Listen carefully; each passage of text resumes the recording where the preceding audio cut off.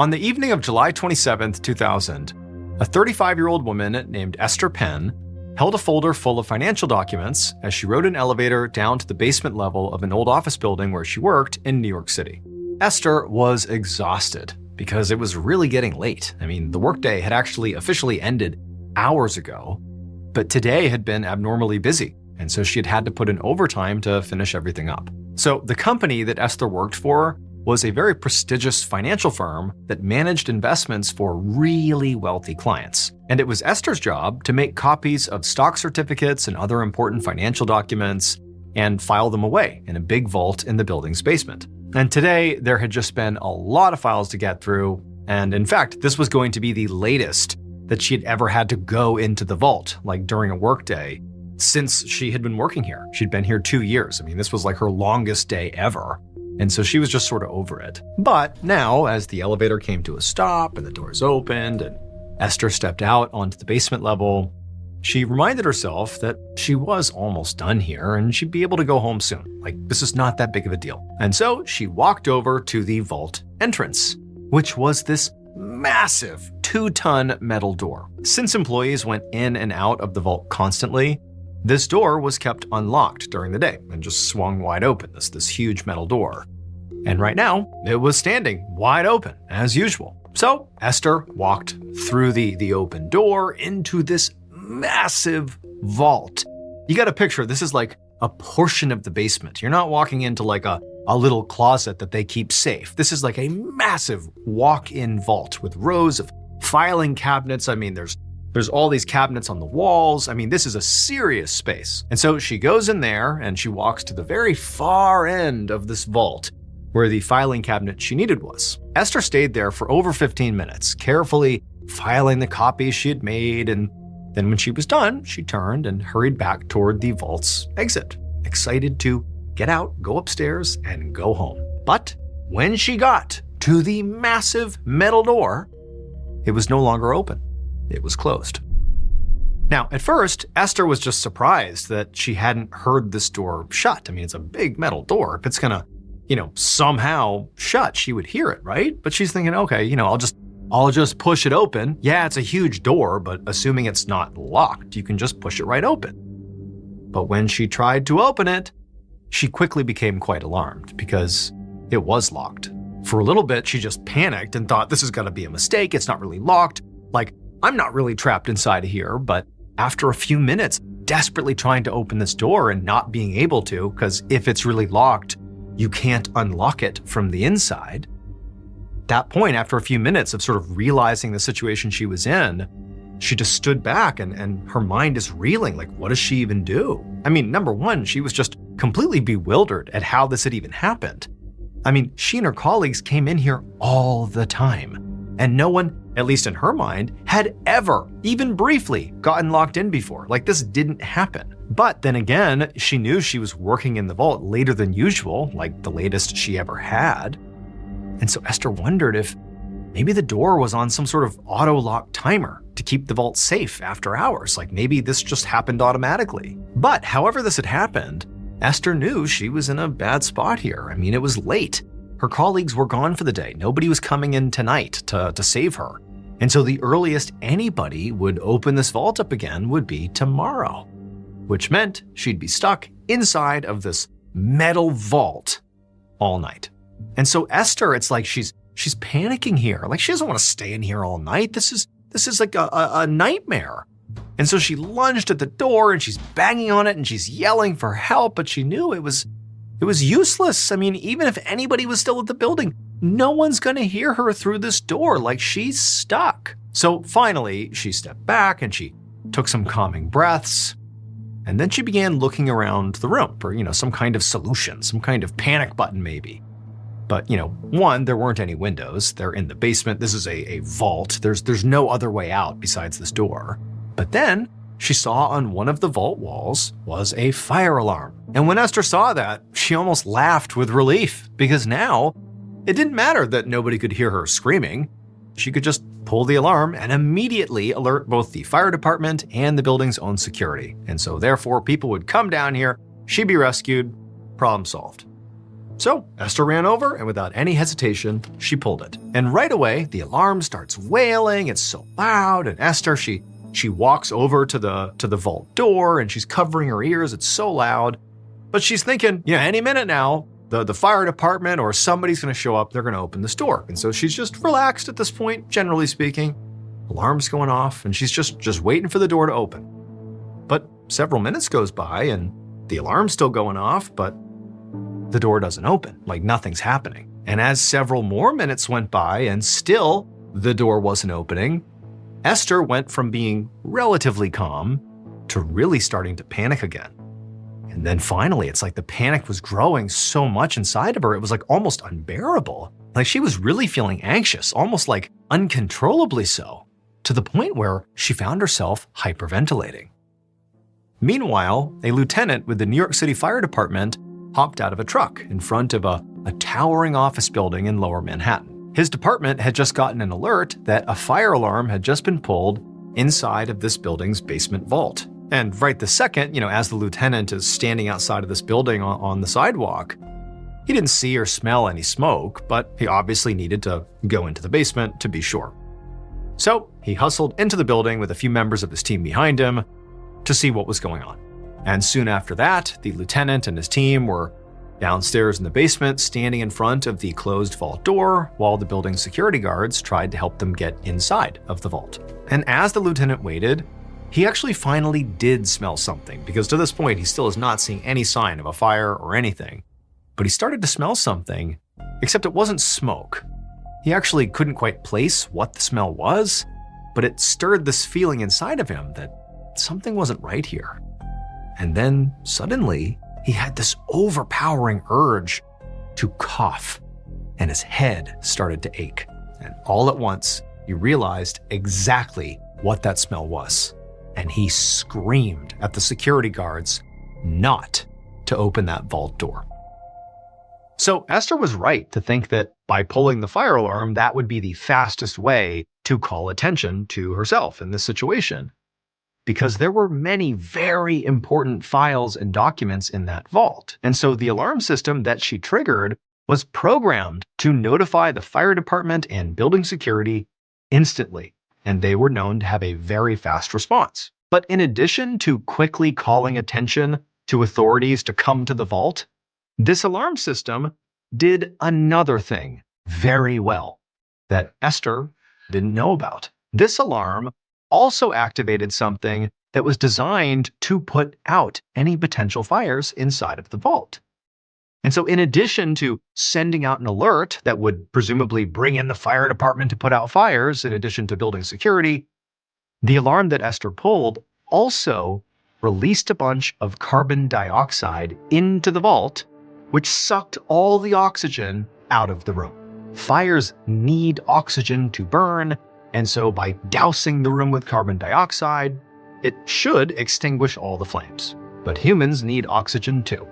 And when Esther started having trouble breathing and hyperventilating, it was not because of panic. It was because literally the room she was in, the air was being sucked out of it. Carbon dioxide is actually odorless, but an artificial scent is sometimes added to these fire suppression systems. And so that lieutenant, what he was smelling outside of the vault, what he couldn't quite place at first, was that artificial smell, which he eventually realized was a signal that there is a dangerous chemical inside of this room, and they should not go inside. They need to get a hazmat team to go in and handle this. But unfortunately, when they did get the hazmat team and they went inside the vault, Esther was dead. She had suffocated to death.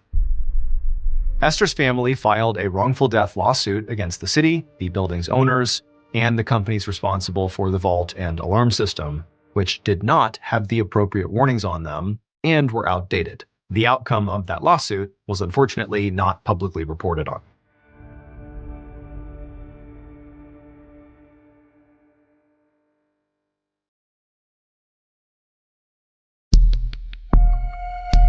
Our second story is called The Shuttle.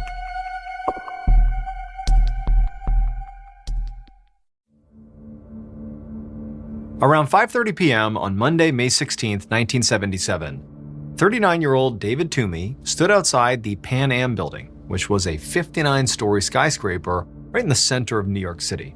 David checked his watch and he sighed.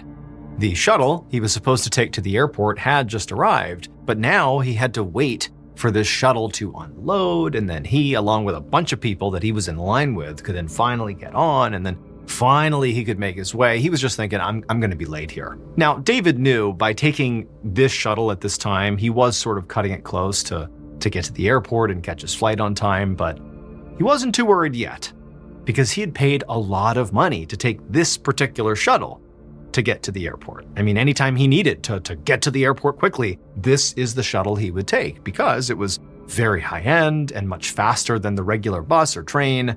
And, it always got him there on time, at least so far it had. And so he's seeing this potential delay and he's thinking, it'll be fine. I'll get there, I'll have enough time, I'll catch my flight. And so after a few minutes, all the folks who had been on the shuttle when it arrived, they made their way off, and the shuttle just stayed running as it waited for David and the people he was in line with to make their way on. And so as David and this queue of people he was with began marching their way onto the shuttle, David, who was a lawyer and he spent a lot of time in the office, head down in books and in court, he just took a moment to, look up and look at the sky and soak in this last bit of the outside time he would have before basically hours of travel where he'd be back in the books. But as he was staring upwards, having this moment of solace before a kind of miserable day, he heard this loud metallic groaning sound, followed by a deafening bang, and then before he could even begin to figure out what was going on, he saw there was this large piece of metal spinning through the air directly above him. At the same time this was all happening with David and the folks over at the shuttle, on a street next to the Pan Am building, a woman named Ann Barnicat stood at a bus stop waiting for the next bus. And all around her, the sidewalk was packed with the city's rush hour foot traffic, with people leaving work and hurrying to get to their next thing. I mean, there's people everywhere. And Ann, she's part of this rush too. She's trying to get home. But she still had at least another hour on the bus before she'd finally be back in the Bronx, and it might even be longer if traffic was bad. But, despite how miserable this commute was, she did it every day, so she was used to the slog. But now, as Anne waited for the bus, she suddenly heard all this screaming. And then there was a series of sounds that just didn't make sense. There was this booming noise, then there was a series of sharp cracking noises, and then a roaring sound, and then what sounded almost like thousands of tiny little bells being rang all at once. Instinctively, she just threw her arms up over her head as everybody around her started running around in a panic, and Anne, she was just trying to protect herself, just standing there shielding her head and her body. But it didn't help, because pretty much immediately, her arms and her head exploded with sharp pain, and she fell to the ground. And the last thing she would have seen as she laid on her back, having no idea what was going on here, was that the air itself appeared to be glittering. What happened to Anne and to David outside of the Pan Am building would go on to change travel in New York City forever. Because the shuttle that David paid all that extra money for was actually a very large helicopter that took off from the top of the Pan Am building. The company that operated it was focused exclusively on always being able to get their usually very wealthy customers to the airport as quickly as possible. And so to do that, to save time, whenever they landed the helicopter on the top of the Pan Am building, for example, they always left the helicopter running at full bore while its passengers got off and on. It was highly efficient, but also pretty hard on the helicopter's machinery. And that particular afternoon, right before David got on board, one of the helicopter's supporting struts, which holds the landing gear in place, gave out. This immediately caused the helicopter, which again is going at full bore, to tip over onto its side. And when its still whirring blades hit the ground, they snapped off and went spinning uncontrollably around the top of the roof, slicing through the line of people waiting to board. Then the props went over the side of the building and fell 59 stories, and on the way down they smashed into the building's windows along the way and caused this lethal shower of glass rain and metal shards to rain down on all the folks down below. 4 people on the roof, including David, were killed by the out-of-control helicopter blades. And the fifth fatality was Anne, who was down below on the ground, and she was killed when one of those helicopter blades fell onto her. As a result of this tragedy, the rooftop helicopter pad on the Pan Am building was immediately closed permanently. And New York City ultimately, again, as a result of this tragedy, banned commercial helicopter landings on all skyscrapers.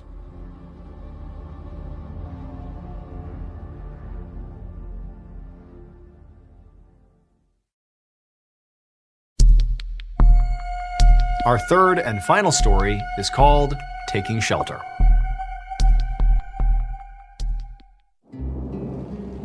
On the morning of March 26, 1940, a 35-year-old farm worker named Millard Taylor ran through a heavy rainstorm towards this old fruit warehouse in Santa Rosa, California. His teeth were chattering from the cold, and he was really eager to get to shelter here. So Millard didn't actually live here in Santa Rosa.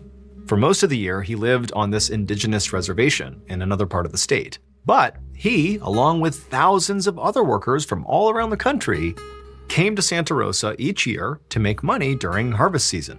And like most of those workers, when Millard was in town for the harvest, he was essentially homeless. He was forced, because he had nowhere else to go, to sleep inside of this large encampment along the railroad tracks. Now, most of the time, this less than ideal living situation was actually fine.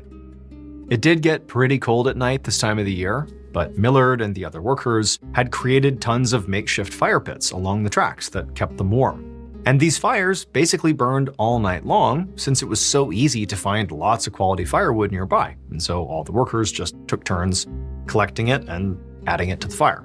But whenever there was like a really bad storm, like this one they were in now, building a fire wasn't an option, and camping outside suddenly became miserable. And so just now there was this big flash of lightning in the sky right as Millard reached the warehouse, but instead of going into the warehouse to seek shelter, he ducked down underneath it and began to crawl under the warehouse. So the warehouse itself was locked because it was the main storage space for the prunes that they were here to harvest, and so they didn't have access to it. But the warehouse itself was this 200-foot wide structure, and it was raised up off the ground by these big support posts.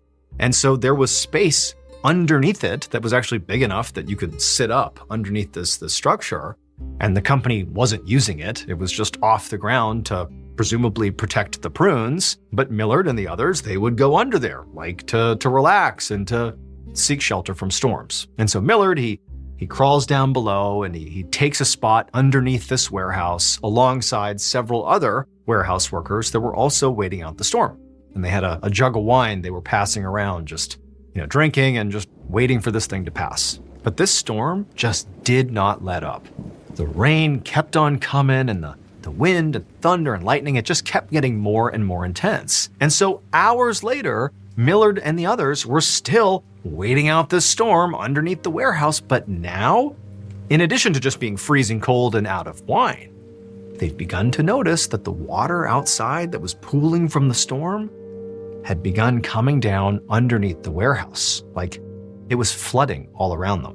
At the same time this was happening, just a few feet away from the warehouse in one of the fruit company's offices, an employee named Gordon Boyd was inside doing some paperwork when he suddenly heard this loud crack and then a rumbling sound. He stopped what he was doing, and as soon as the noises stopped, he ran outside into the storm to see what was going on. And when he got out there, he was completely shocked to see that the warehouse had completely collapsed. Now, Gordon, who was shocked by this, the first thought he had is like, this doesn't make any sense. It was raining really hard. This was a bad storm. But there had been plenty of actually way stronger storms in this area before, and the warehouse had always been fine. So it's like he has no idea how this storm could have caused this to happen. But more than that, he just had no idea what to actually do about it. So he just stood there, gaping. But then he looked off in the distance towards where the workers' encampment was, and he noticed there weren't any fires burning like usual. Now, he knew obviously there's a storm, it's very difficult to make a fire in a storm, but the workers would do that sometimes. And the fact that there were None. No fires burning whatsoever. For all the workers that lived there, that was sort of unusual. And it made him realize that very likely, most or all of the workers had very likely sought out shelter somewhere else.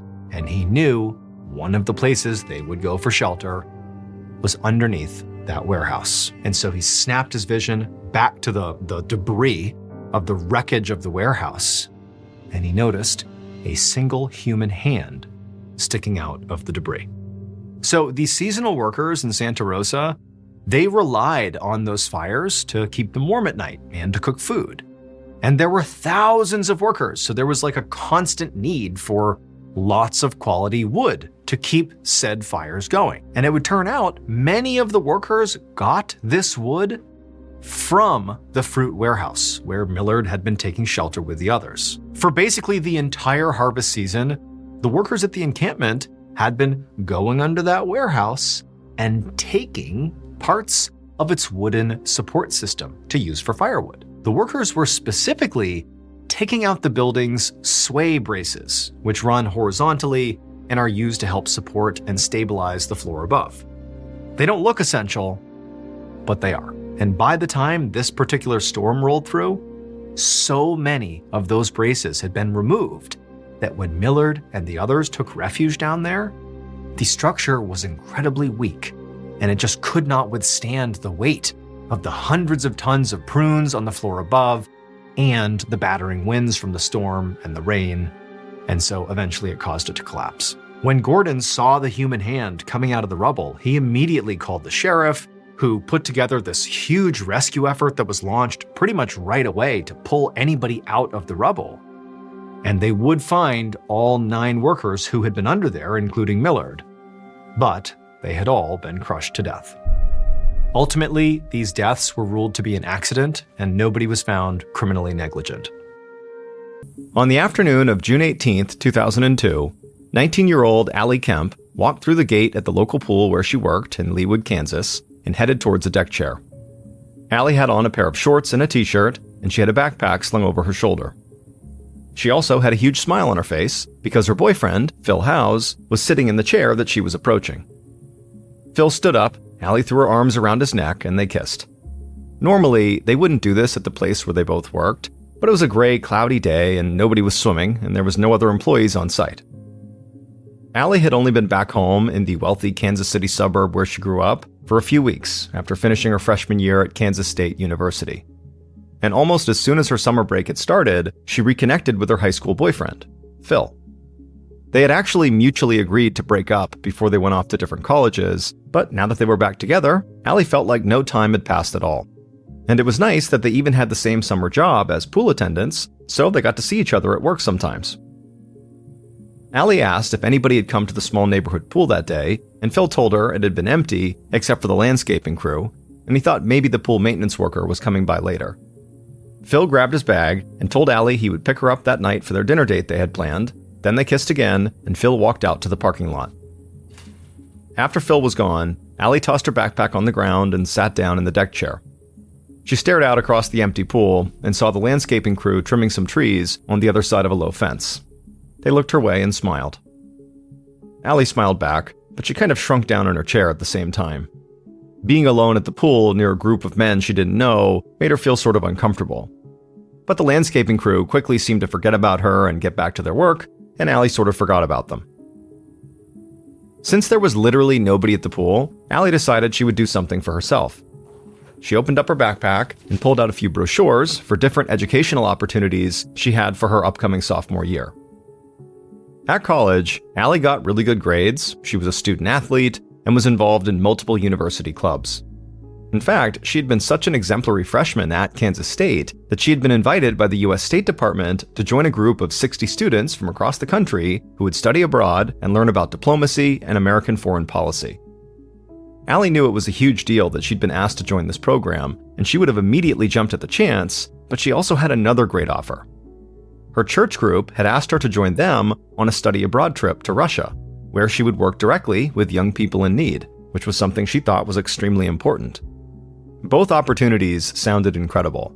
Allie still couldn't make up her mind on which one she wanted to take, but either way, she knew she wanted to travel and experience other cultures. Allie had loved growing up in Leawood, and she enjoyed going to college not too far away, but she was ready to get out of Kansas for a while to see what the rest of the world had to offer.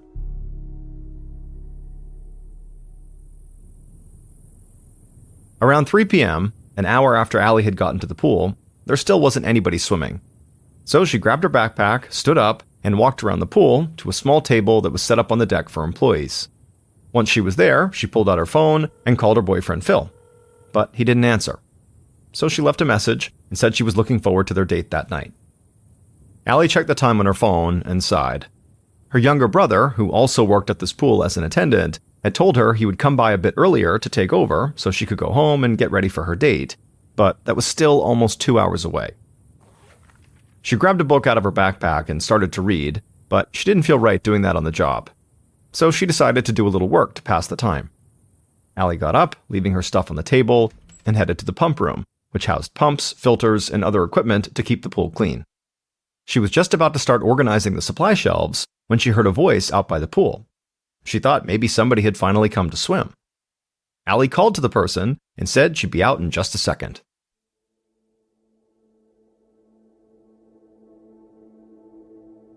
About 2 hours later, at 5 p.m., Allie's younger brother opened the gate to the pool, expecting to see his sister.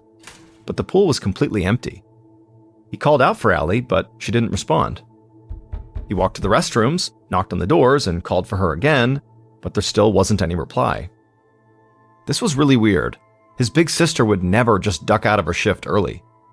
He waited for a little while, thinking maybe Allie had just run across the street for some food or something, but when another several minutes passed and Allie still didn't show up, he started to feel a bit worried. Allie's brother grabbed his phone and called his sister, but Allie didn't answer. And so he dialed another number, his father's number, and when his dad heard what was going on, he said he'd be right over.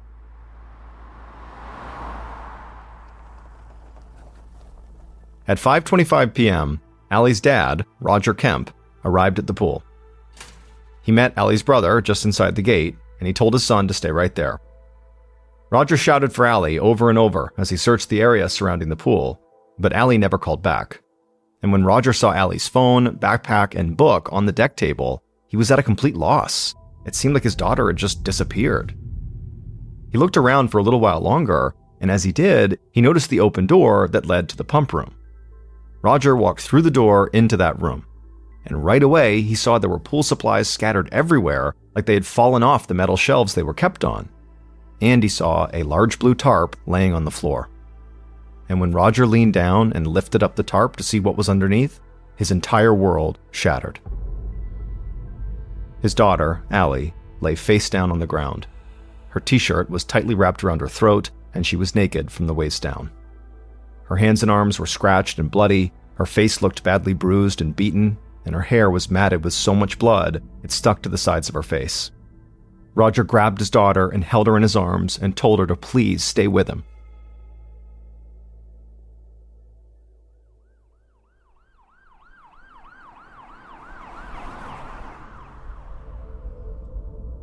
That evening, Sergeant Scott Hansen and Detective Joe Langer of the Leawood Police Department arrived at the neighborhood pool. They were still in shock from the call they'd gotten earlier from dispatch. A young woman had been brutally attacked at this pool, and she had been rushed to the hospital, but pronounced dead soon after. Violent crime in Leawood was rare, but a murder like this was just completely foreign to them.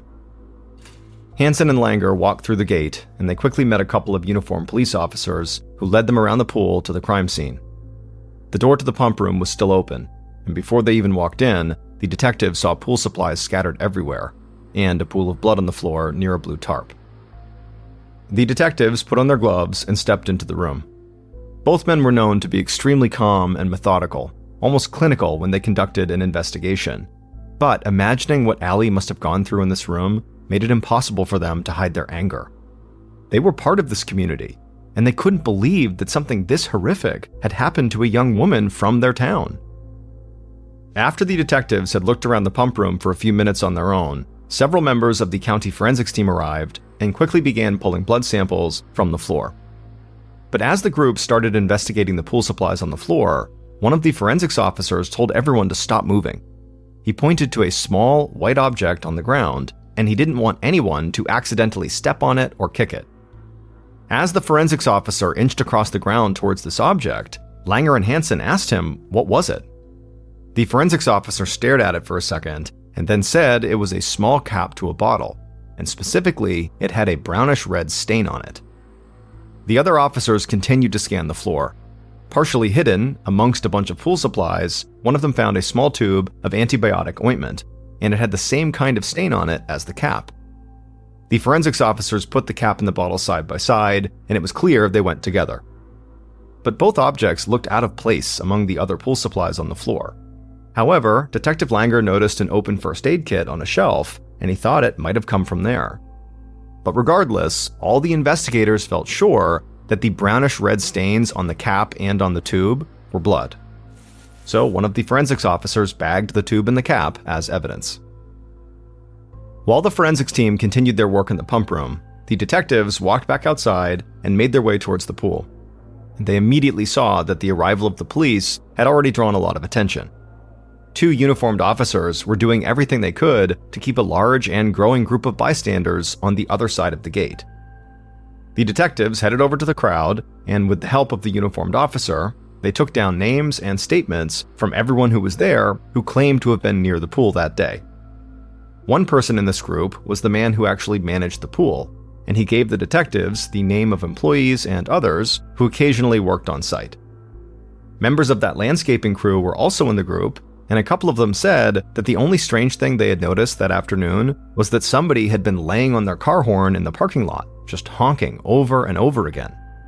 Also, one of the landscapers added that Allie did not appear to be the first pool employee to arrive that day. Before her, a young man had been there, and when he and Allie saw each other, they had kissed like they were girlfriend and boyfriend.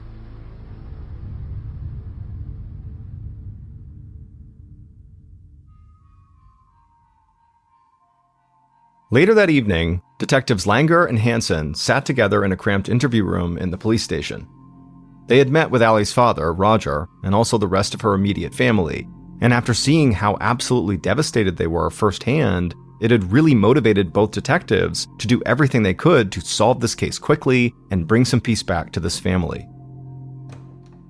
A little while later, the door to the interview room opened, and an officer led in Allie's boyfriend, Phil, who politely introduced himself to the detectives and then took a seat across from them.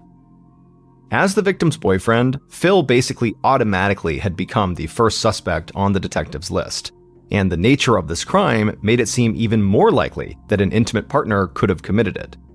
The attacker had clearly been enraged, and there was potential sexual assault.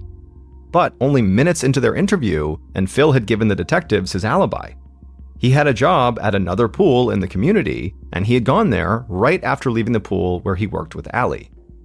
The detectives reached out to his employer at the other pool, and they confirmed that Phil had arrived on time for his shift and had not left early or anything like that.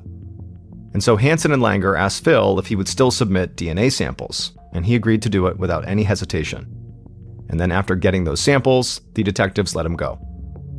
The detectives could not fully rule out Phil's involvement, but his alibi was very strong, so they had to admit to themselves that maybe this was not an open and shut case. Not long after the meeting with Phil, a young woman came into the police station requesting to speak to whoever was in charge of Allie's case. Hansen and Langer met this young woman, and she told them she was one of Allie's closest friends, and she had been at the pool that day, and she was sure she had seen Allie's killer. The detectives quickly led Allie's friend to an office and sat down with her. And Hansen said he was surprised to hear that she was at the pool, because everyone they'd spoken to so far had said nobody had been swimming that day. Allie's friend said she had not gone swimming either. She said she had pulled into the parking lot of the pool and begun honking her horn over and over again. She told them she was just doing it as a dumb joke, trying to annoy Allie while she worked alone at the pool. But after honking, she never saw Allie. Instead, she said she saw this guy walking out from somewhere on the far side of the pool. She thought it was Allie's boss, so she stopped honking the horn because she didn't want to get Allie in trouble. But this guy ended up walking to the parking lot and just driving off in an old pickup truck. Detectives Hansen and Langer couldn't believe this. Was there actually a chance this young woman just happened to be at the pool playing a joke on Allie at the exact time of the murder, and that she had also seen Allie's killer up close? It seemed too good to be true. Hansen asked her if she knew who the man was, but she said she didn't.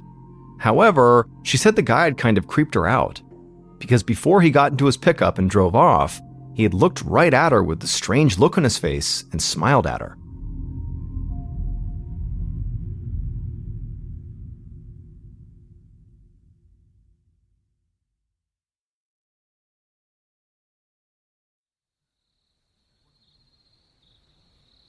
As midnight approached on June 18, 2002, about 6 hours after Allie's body had been discovered, her dad Roger walked into the University of Kansas City Medical Center and approached the morgue.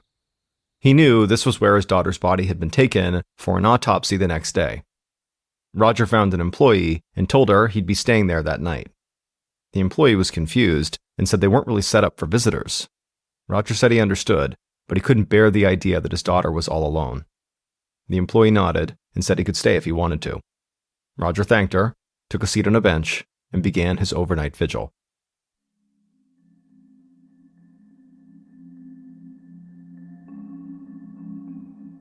In the days following the murder, Detectives Hansen and Langer learned from the autopsy report that while Allie did have bruises that seemed to indicate an attempted sexual assault, no sexual assault had actually taken place. They also learned that she had put up a major fight, and so the medical examiner and the forensics team hoped they would find samples of the killer's DNA under her fingernails. And so while Hansen and Langer waited for these test results, they met with Allie's friends and family to try to get a clearer picture of her life. And they quickly realized Allie was not a young woman who lived dangerously at all. Allie was a standout student, she did volunteer work, she had a job at school and also over the summer, and she didn't seem to do drugs or drink alcohol. For the most part, her close friends and her boyfriend Phil led similar lives. So the detectives did not think Allie was mixed up in anything or with anyone that would have made her a target for a violent crime. And when they got the result of Phil's DNA test, there was no match to the crime scene. In fact, none of the DNA samples collected so far matched anyone in the FBI's national database. And so now Hansen and Langer had to face the fact that they might be dealing with one of the hardest types of homicide cases to solve: a murder committed by an unidentified stranger. These types of cases can be so difficult that police often use the old cliche about trying to find a needle in a haystack when talking about them, because the suspect pool is basically infinite. At this point, Langer and Hansen's strongest lead was the man that Allie's friend had seen leaving the pool and getting into his pickup truck on the afternoon Allie was killed. But the detectives had no idea who this guy was. So they had Allie's friend sit down with a police sketch artist to describe the man as best as she could, and the police started distributing copies of the artist's drawing all over town. At first, this seemed like the right strategy to tackle a possible murder by a stranger because people started contacting the Leawood Police Department with tips almost right away. But this quickly proved to be overwhelming because the man in the drawing kind of looked like a lot of people. He was white, in his late 20s or early 30s, a little overweight, and starting to lose his hair. And so detectives Hansen and Langer soon found themselves fielding calls from all over the county. But most of these leads fizzled out almost immediately. At one point, weeks after the murder, the tips got so out of control in Leawood that people were approaching Hansen, Langer, and other members of the police force out in public just to claim that they were sure their brother-in-law or their cousin or some guy they saw was the person from the drawing. The investigative team got help from the county sheriff's department and other law enforcement agencies to try to pursue any viable lead, but none of these tips really seemed to go anywhere. And all of a sudden, months had gone by, and Langer and Hansen felt like despite chasing countless leads, they had basically made no headway in the case. And when 2002 came to an end, 6 months after Allie's murder, the detectives worried that the case was going cold and that they would soon be pulled off of it.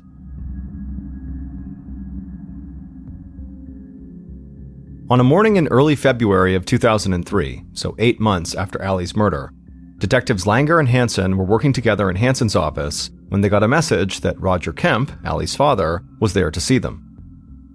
Langer and Hansen had made a point to meet with Roger throughout the investigation, but they knew he had grown frustrated that no new evidence seemed to be coming in. Hansen went out to meet Roger, handed him a cup of coffee, and then led him back to the office. The detectives began by apologizing to Roger that they didn't have anything new to tell him, but Roger said he knew they were both doing everything they could. Still, though, he refused to just sit around and do nothing.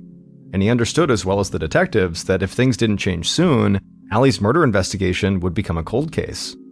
And so Roger said he had an idea that he wanted to run by the detectives, something he thought would help get the public thinking about Allie's case again. He wanted to put the sketch of the man Allie's friend had seen on some huge billboards in town and maybe out on the highway. He said he also wanted to offer a $50,000 reward for anyone who provided a tip that led police to Allie's killer. Roger said he would pay half, and he believed he could get the city to provide the other half. Hansen and Langer discussed it for a second. At the time, using billboards in a murder investigation was a radical idea. Police generally used billboards to help in missing person cases, but Langer and Hansen had never heard of using billboards to showcase a potential murder suspect. Still, they knew they did need to jumpstart the investigation, and this would definitely get people thinking about Allie again. And really, they were not about to tell Roger he couldn't do something that might help bring him and his family some kind of closure. A few days after this meeting, the first billboard featuring the drawing of the potential suspect went up in Leawood, and it would soon be followed by 3 more billboards. And almost right away, tips started coming into the police station again. And just like the last time this happened, it got overwhelming. But Langer and Hansen felt energized that the investigation had sort of gotten back on its feet. And so the detectives and their team methodically followed up on any leads that came in. Then, on June 18th, 2003, which happened to be the 1-year anniversary of Allie's death, they got a tip that felt huge. Someone who had seen one of the billboards called the tip line to say the guy in the drawing looked exactly like someone he knew, a man named Ted Hoover. And when Langer and Hansen heard this name, it immediately rang a bell. And so they dug through Allie's case file, and they came back to the notes they had taken from the very first day of the murder investigation. And that's when they saw Ted's name. He was the owner of a local pool maintenance company. Detectives Langer and Hansen didn't waste any time. They got Ted's address, headed out to their car, and drove across town. And when they arrived at Ted's house, they saw an old pickup truck parked in the driveway. It didn't exactly fit Allie's friend's description of the truck she had seen in the pool parking lot, but the detectives knew witnesses didn't always get all the details right, especially if they were uncomfortable or creeped out like Allie's friend had said she'd been. Langer and Hansen felt like, for the first time in this investigation, they might finally have the killer in their sights. Both men stayed completely calm as they approached the front door. They needed Ted to talk, so they didn't want to frighten him in any way. Hansen knocked on the door, and a few seconds later, a man answered. And this man looked remarkably similar to the sketch the detectives have been staring at every day for the past year. But the detectives didn't give off any signal that they thought that. Instead, they introduced themselves and asked the man if his name was Ted Hoover. He said it was, and so the detectives asked him if they could come inside and ask him a few questions about the young woman who had been killed at the public pool a year earlier. Ted, who seemed as calm as the detectives, said sure, and he led them inside. The 3 men sat down in the front room of the house, and Detective Langer started things off by telling Ted that somebody had called the tip line and pointed to him. And so Langer wanted to know if Ted had been anywhere near the pool where Allie worked on the day that she was killed. Ted remained totally calm. He said he was not surprised he'd come up on the tip line. He'd seen the billboards, and he knew he kind of looked like the man in the drawing. He also said he had not done any work on the pool where Allie worked, but he did have a lot of clients around the area, so there was a chance he could have been maybe nearby that day, but he wasn't sure, and he wasn't great about keeping records of exactly what he did every single day. The detectives looked at each other. This all seemed way too convenient. So Langer asked if Ted had ever met Allie Kemp, either at the pool where she worked or somewhere else in town. And Ted shook his head. He said he didn't know her, and he definitely did not have anything to do with her death. The detective spoke to Ted for a bit longer, and he was very cooperative throughout the entire interview. However, he couldn't provide them with any kind of solid alibi. And so at some point, Langer asked Ted if he would submit a DNA sample, just so they could cross him off the list. And at that point, the calm look on Ted's face completely disappeared, and he started acting very nervous. Ted must have noticed right away the vibe he was giving off, because he quickly told the detectives that his nervousness had nothing to do with the case. He just didn't like the idea of his DNA being part of some kind of national database. That just didn't sit right with him. The detectives tried to assure Ted that his sample would only be used to help with this particular case, but Ted said he didn't want anything to do with it, and he would need to speak with a lawyer. By the time Langer and Hansen left Ted's house, they were confident they had just found Allie's killer. His appearance alone had already been pretty solid evidence. I mean, he looked exactly like the sketch. But also, the detectives just didn't buy his paranoia around the national database thing. They figured the real reason he was afraid to give a DNA sample was because he knew the results would incriminate him. Since Ted did not voluntarily give up a DNA sample, the detectives would have to find enough evidence pointing to him that would enable them to secure a warrant so they could demand Ted to provide a DNA sample. And they knew if Ted really was lawyering up, their case would need to be airtight just to get that warrant. So, over the next several weeks, the detectives tried to find any proof they could that Ted had been at the pool on the day Allie got murdered. They got back in touch with the landscaping crew, Allie's boyfriend, and anyone else they thought might have seen him, but they didn't have any luck. Langer and Hansen refused to give up on this lead, though. It was the first time in over a year that they believed they were close to solving the case. So they dug deeper into Ted Hoover's background, hoping to find anything that might give them a clue. And they ended up finding something that completely blew their minds. Because according to multiple government documents, Ted Hoover had been dead for over a decade.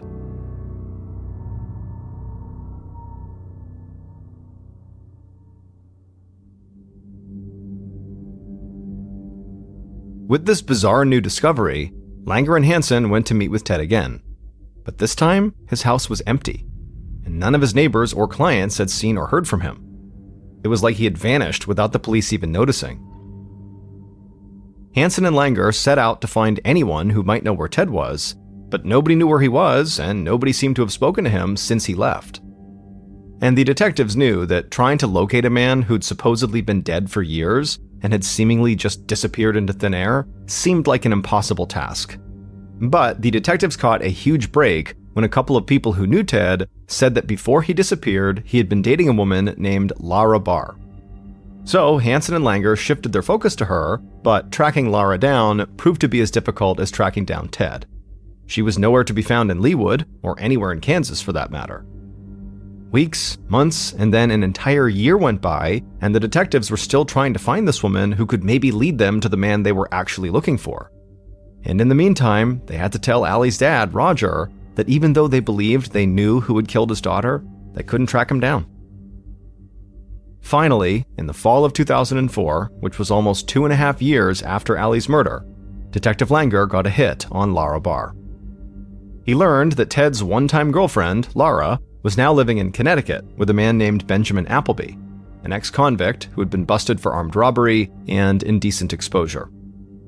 And when the detectives began digging into Benjamin Appleby's background as just part of their general investigation into Lara Barr, they realized Benjamin Appleby had a clear connection to Leawood, Kansas, and to Allie's murder case. In November of 2004, about 2 weeks after Langer and Hansen first located Lara, the detectives sat inside of an interview room with local detectives at a small police station in Connecticut. An officer led Lara in, and Langer asked her about her relationship with their suspect, Ted Hoover, and any connection Ted might have to Allie.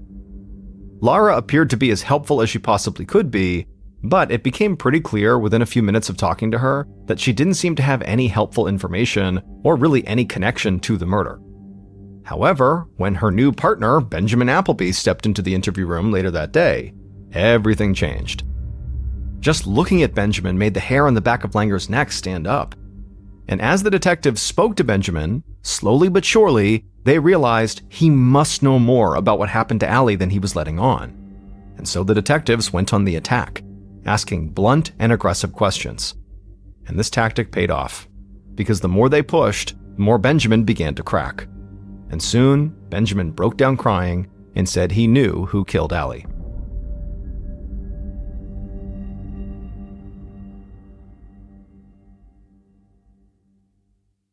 Based on Benjamin's interview, DNA testing, and evidence collected over the course of the investigation, this is what police believe happened to Allie Kemp on the afternoon of June 18, 2002.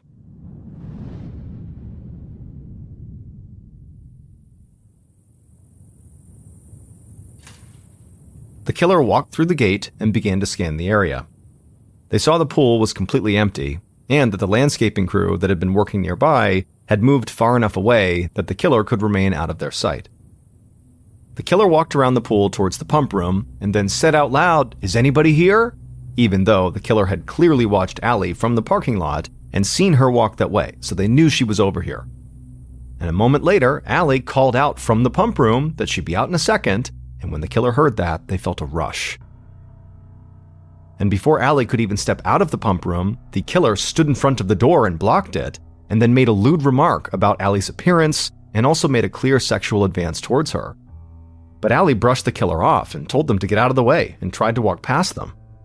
The killer grabbed Allie and touched her breast, at which point Allie threw a punch. The killer blocked Allie's fist and immediately lost it and flew into a rage. They grabbed Allie by the shoulders and shoved her further back into the pump room, but Allie fought back, swinging her fists and scratching at the killer's hands and face. But the killer slammed her into the metal shelves and pool equipment fell onto the floor. Allie kept fighting, but the killer punched her in the head and face several times, stunning her and causing her to begin bleeding badly. The killer threw Allie to the floor and tore off her shorts and underwear, but Allie kept fighting back, so the killer punched her again and again until Allie finally stopped moving. At this point, the killer got up, opened a first aid kit that was on one of the shelves, grabbed a bottle of antibiotic ointment to use as a lubricant, and got back on the floor. Allie was still breathing, but she could no longer fight back. The killer began to undress themselves.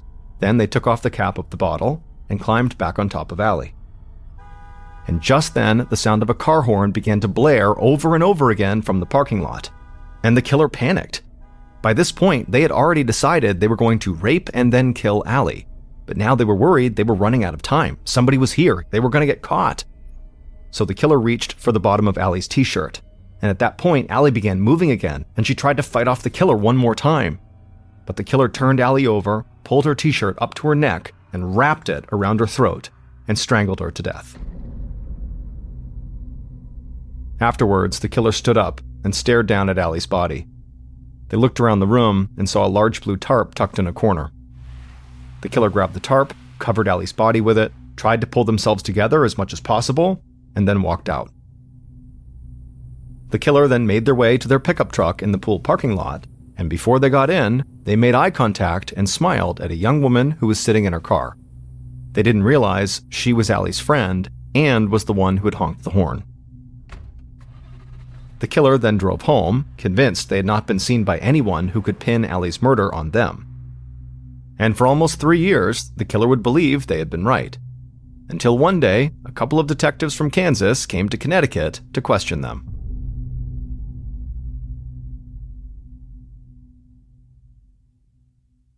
It would turn out Benjamin Appleby, the man who was Laura's new partner living in Connecticut with her, murdered Allie. However, that was not remotely the whole story, because it turned out Benjamin Appleby was also Ted Hoover, the pool maintenance worker and the investigator's prime suspect.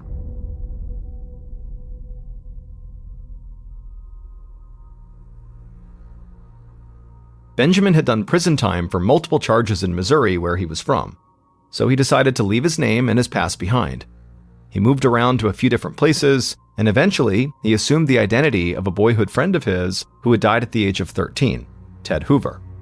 And with this dead person's name, he moved to Leawood, Kansas, and started his pool maintenance business. That's how he had first seen Allie and decided that he wanted her. But when Allie rejected his blatantly sexual advance one afternoon at the pool, he decided to rape and kill her. But Allie's friend honking her car horn in the parking lot altered those plans and made him go right to the murder. After Benjamin killed Allie, he went about his life like nothing had happened. And even when Allie's dad got the billboards put up with Benjamin's image clearly on them, he didn't panic. But when detectives Langer and Hansen showed up at his house asking for DNA samples, he realized they were closing in on him. So he decided to flee to Connecticut with his girlfriend Laura and start using his birth name again. But eventually, when the detectives tracked Laura down and learned she was living with this ex-con, a guy named Benjamin Appleby, well, they decided to look into Benjamin Appleby, and sure enough, it turned out he was Ted Hoover. When they finally interviewed Ben Appleby, aka Ted Hoover, in Connecticut, it seemed to the detectives almost like he was an entirely different person. The relatively calm, cooperative man they had spoken to in Kansas had transformed into someone who seemed completely devoid of feeling or empathy, someone they believed was evil from the second he walked in the door. In that interview, Benjamin ultimately confessed to everything. However, the detectives didn't want to leave any room for a court case to fall apart, so they finally got a DNA sample. And when the test results came back, Benjamin's DNA matched the sample they had taken from the blood on the bottle and bottle cap at the crime scene. Benjamin Appleby, aka Ted Hoover, was sentenced to life in prison with a chance for parole in 50 years. Roger Kemp's idea for running billboards with the potential murderer's sketch on them was a first-of-its-kind strategy in law enforcement. But now, as a result of its effectiveness in Allie's case, this strategy has been adopted by police departments all across the United States.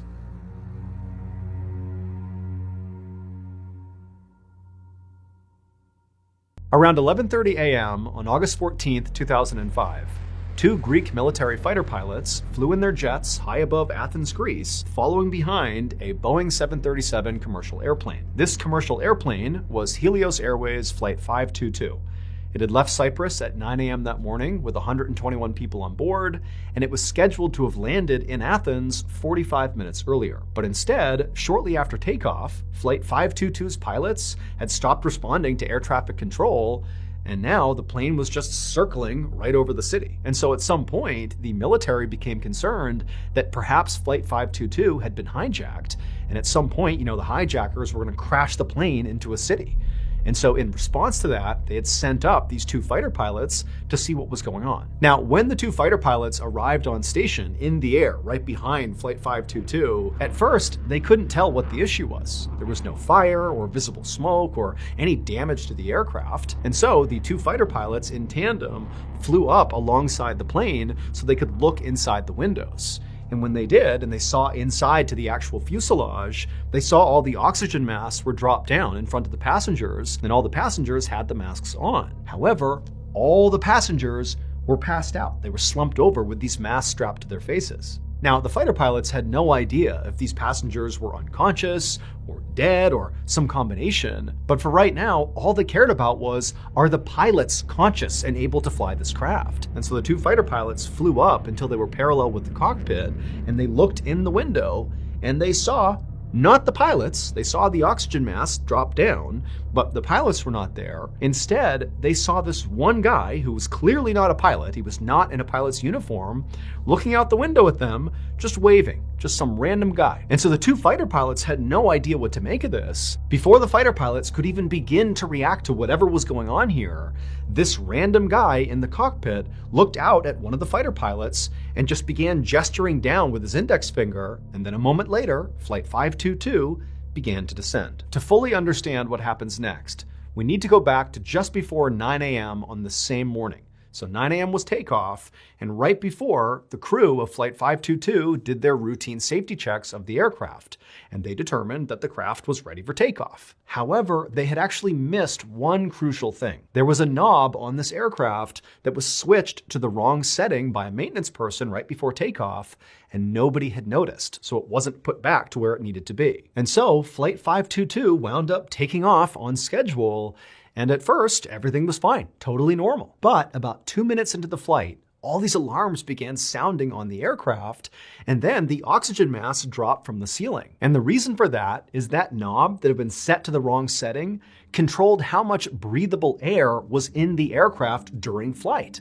It basically had been switched to off. So there was nothing to breathe in the airplane. And so by the time these masks were dropping down, people on the plane were already passing out, including the pilots. They were passed out pretty much immediately when those masks came down. And so it's absolutely chaos in this plane. Everybody's passing out, except for one person, 25-year-old flight attendant Andreas Prodromo, who, when the masks came down, he was awake, he was conscious, and instead of grabbing one of those masks from the overhead, he managed to connect himself to one of the emergency oxygen tanks. Now, the reason that's very important is the masks that drop down on an aircraft have a very limited supply of oxygen. But Andreas, who was actually training to be a pilot, was aware of that, and he put on this emergency oxygen tank, which had way more oxygen to it. And so suddenly he's breathing a much longer air source, and he's looking around the plane, and everybody's passed out except for him. Now, we don't know at what point he learned this, but at some point, Andreas would have noticed, as he's breathing on this emergency oxygen tank, that out the window he would see the plane is just flying in circles. And it would have dawned on him that not only are the passengers out, but very likely so are the pilots. And so literally there's nobody flying this plane. And so he had a decision to make. Either he was going to just sit here until the plane crashed, or he was going to do something, like try to fly the plane. And that's what he ultimately decided to do. And so Andreas stood up, he took his oxygen tank, and he headed into the cockpit, and after moving aside the unconscious pilots, he attempted to fly this plane.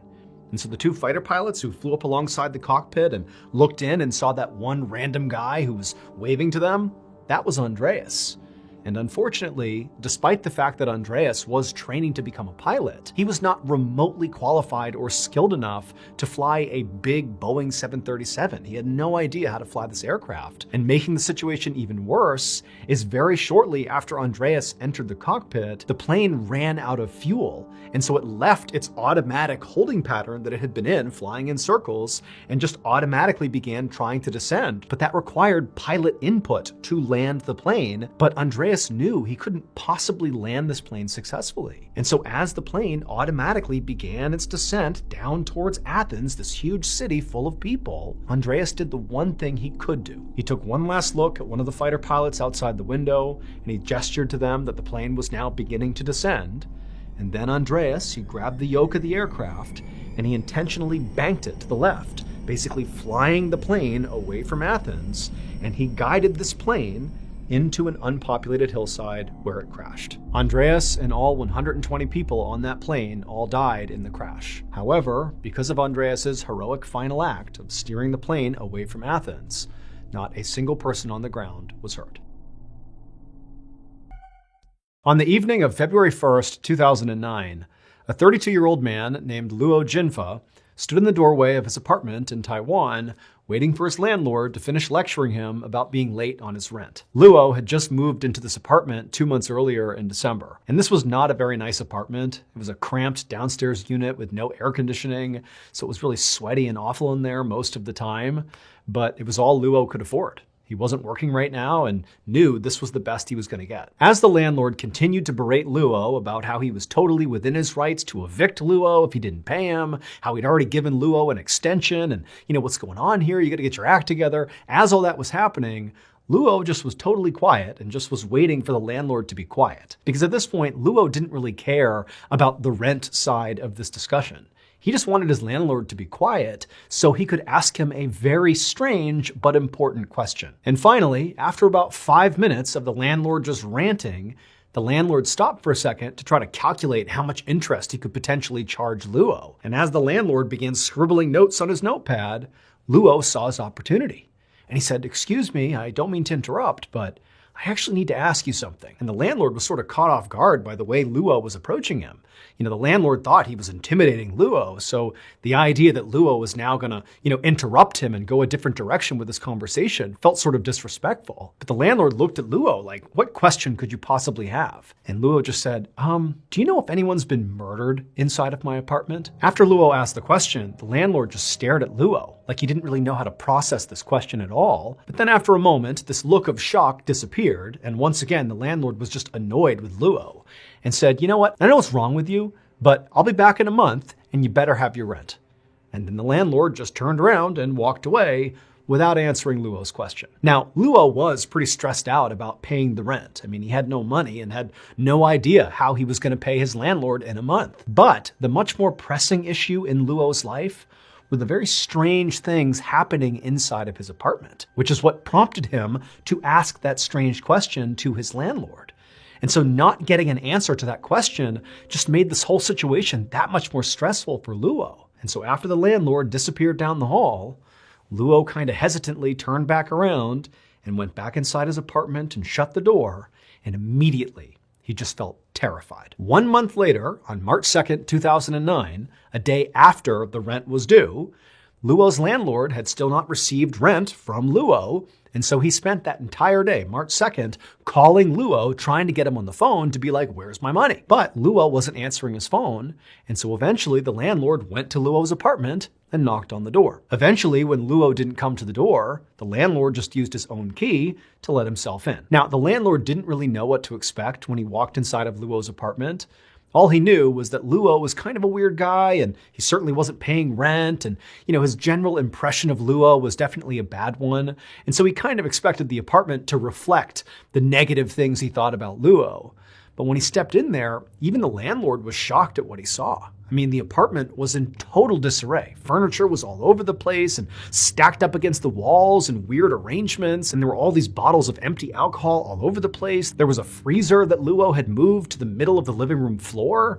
I mean, the place just was a total mess and just kind of all over the place. But the thing that really creeped the landlord out the second he walked in there was that all over the walls were these yellow and red pieces of paper with prayers written on them that had been stabbed into the wall with individual knives. Like Luo had taken a prayer and stabbed it to the wall over and over and over again, all over the apartment. Now, the landlord had no idea what to make of any of this. He just knew he was done with Luo. He was evicting him. And so he quickly searched the apartment just to make sure Luo was not really in here. And he wasn't. The apartment was empty. And so after that, the landlord just left the apartment. He locked the apartment. He went and got a new lock at the hardware store, came back, replaced the lock, and was determined to never let Luo ever come back. And in fact, Luo would not come back. The landlord never had to worry about, telling Luo to stay away. He just never came back. And for months, Luo's old apartment just sat empty. Fast forward 7 months after the landlord went inside of Luo's apartment, and the landlord's brother approached the landlord and said, hey, can I rent out that apartment? No one's using it. And the landlord said that was fine, but the brother would have to clean up the apartment because nobody had touched it since Luo had lived there. So a couple of days later, on October 18th, the landlord's brother, along with the landlord, met at Luo's apartment. They went inside and they totally cleaned it out. Basically all the furniture and the lamps and everything in there, some of Luo's old clothes and things he had left behind. They took it all out of the apartment and they loaded it into a truck and they drove to a nearby recycling facility where they sold whatever they could and then dumped the rest, and then they left. However, when the workers at the recycling facility began processing some of the junk that had been left behind by the landlord and the brother, they made a discovery that immediately made them stop and contact the police. It would turn out Luo had not actually abandoned his apartment. In fact, he had never left his apartment. So Luo had become totally convinced that his apartment was haunted by a ghost. At night, he would hear walking around above him, even though he knew nobody actually occupied the apartment right above him. And so the footsteps didn't make any sense. And then sometimes he would claim that he would see these shadowy figures wandering around inside of his apartment. Now, it's worth noting that Luo did have mental health issues and he was a drug user, but he was absolutely adamant to the people he spoke to that there was something strange happening inside of his apartment. And so he began to wonder if, maybe somebody had been murdered in his apartment and their ghost was now haunting him. Hence the question to his landlord. And so this haunting, or whatever it was, just continued night after night, day after day for Luo, and it was driving him absolutely mad. But Luo discovered there was actually one place he could go in his apartment that would sort of protect him from whatever was happening inside of there. And that was to lock himself inside of his bedroom. However, his bedroom was not a real room. His bedroom was that big freezer the landlord found sitting in the middle of his living room. Luo had been climbing in there and shutting it to protect himself from this entity at night. But he would always prop the lid open just enough so that air could come in and out of there because it was airtight. However, shortly after Luo's conversation with his landlord about being late on rent, Luo had gone back inside his apartment, gotten really drunk, climbed inside of his bedroom, shut the lid, and forgot to prop it open. And so as he lay there, he slowly suffocated to death because there wasn't any circulation. And after he died inside of his freezer, nobody found him. And then 7 months later, after Luo's landlord and his brother emptied out Luo's apartment, they brought that freezer along with everything else to the recycling facility where the workers there would open up the freezer and they would find Luo.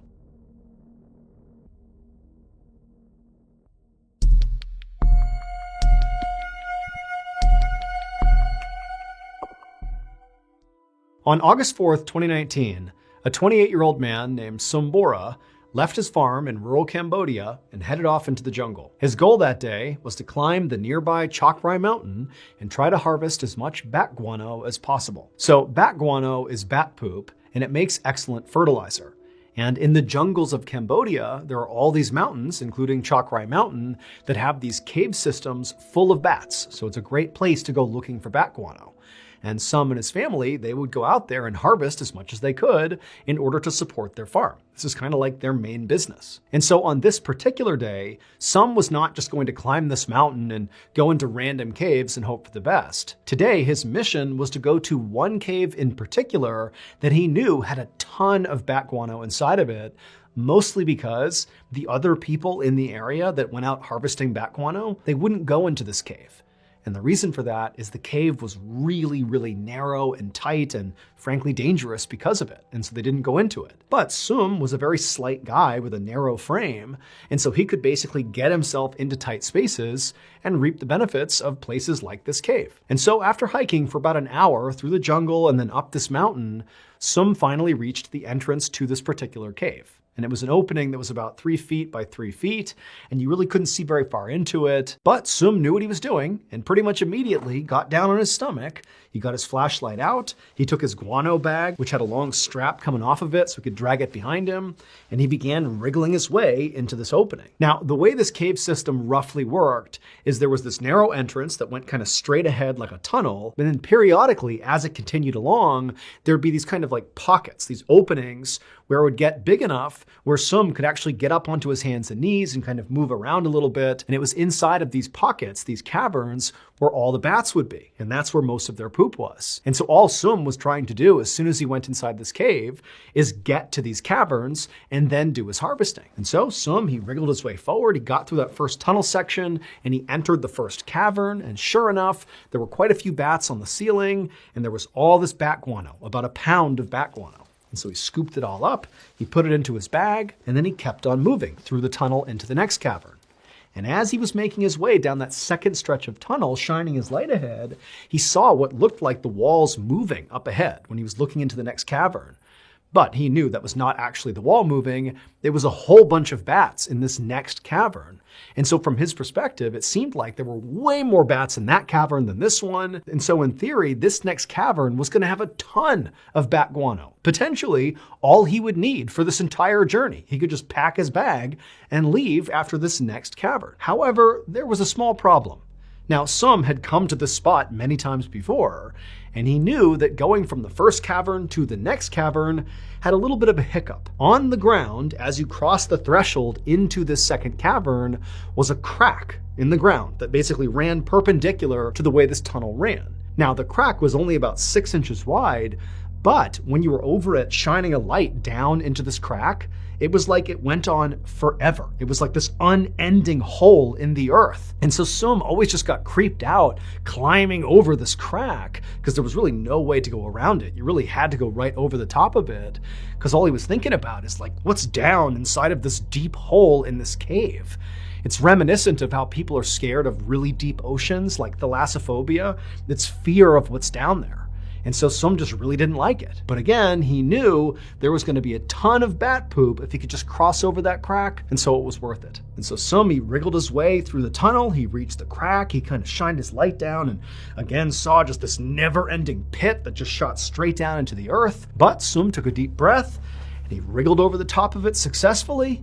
And after he crossed it and he was about to enter into the cavern to get this huge bat guano payload, he felt something tugging on him, and immediately he was terrified and he whipped his head around wondering what could possibly be grabbing him. When he realized nothing was grabbing him, it was his guano bag that he dragged behind him with that big strap.